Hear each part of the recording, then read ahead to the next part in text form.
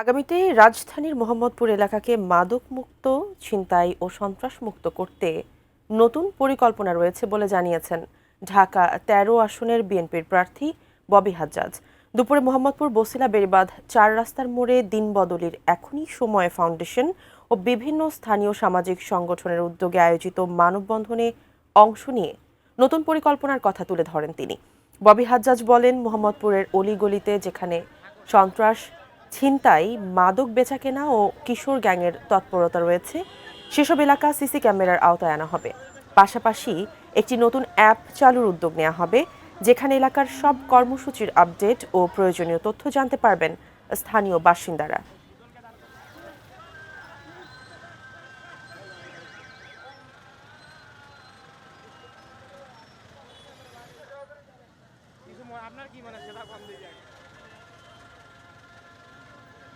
সন্ত্রাস দমনের জন্য এলাকাবাসীকে সাথে নিয়ে দিন বদলের এখনই সময়, এবং আমরা বেশি করে আলোর ব্যবস্থা, ওই গলিগুলোতে সিসিটিভি ক্যামেরার ব্যবস্থা, এবং আমরা নতুন অ্যাপ তৈরি করে দিয়েছি। এই যে দিন বদলের এখনই সময়ের লোগো দেখবেন, এই লোগো দিয়ে নতুন অ্যাপ তৈরি করে দিয়েছি, যেটার মাধ্যমে এগুলো জনগণ দেখতে পারে। এটা খুব শীঘ্রই আপনাদের, আমাদের মিডিয়া ভাই বোনদের সামনে আমরা পরিষ্কারভাবে নিয়ে আসবো।